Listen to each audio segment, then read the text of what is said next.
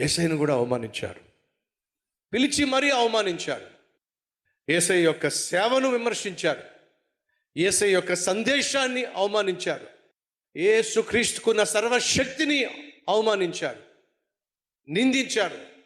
ఆయన శక్తికి తాళం లేక దయ్యాలు వెళ్ళిపోతూ ఉంటే ఈయన దయ్యాలకే మహారాజు కాబట్టి చూసి భయపడిపోతున్నాయి అని చెప్పి యేసయ్య యొక్క సర్వశక్తిని అవమానపరిచారు, ఆయన సందేశాలను అవమానపరిచారు.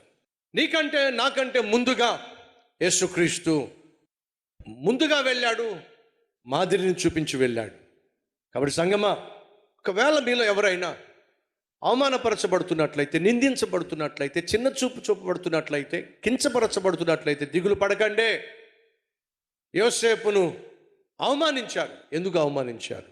యజమానురాలుని బలవంతం చేయబోయాడట అని చెప్పి ముద్ర వేసేశారు, చేతికి సంకెళ్ళు బిగించారు. నేరస్తునిగా అతన్ని తీసుకెళ్తున్నప్పుడు యోసేపు ఎంత తల్లడిల్లిపోయి ఉంటాడో. ఏ తప్పు చేశాను నేను? పాపం చేయాలని తొందర చేసింది ఆమె, చెయ్యను అని చెప్పి పారిపోయింది నేను. కానీ ఈరోజు నా చేతులకు సంకెళ్ళు వేసి నేరస్తునిగా నన్ను తీసుకెళ్తున్నారే, ఎంత అవమానం! కనిపించిన ప్రతి ఒక్కడు నిందిస్తూ ఉంటే, హేళన చేస్తూ ఉంటే యోసేపు ఎంతగా తల్లడిల్లిపోయి ఉంటాడో ఒకసారి ఆలోచించండి.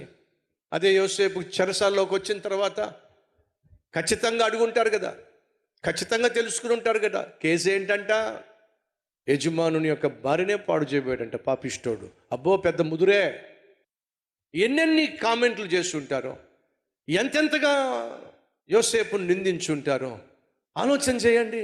ఈరోజు మీలో ఎవరైనా నిర్దాక్షిణ్యంగా నిందించబడుతున్నారా? చేయని నేరానికి నిందలు అనుభవించాల్సి వస్తుందా? సేవ చేస్తున్నప్పుడు, పరిచర్య చేస్తున్నప్పుడు, యథార్థంగా సేవ చేస్తున్నా, నమ్మకంగా సేవ చేస్తున్నా, నీ అభివృద్ధిని చూసి ఓర్వలేనివాడు, నీ ఆశీర్వాదాన్ని చూసి ఓర్వలేనివాడు తప్పుపడుతున్నారా? నిందిస్తున్నారా?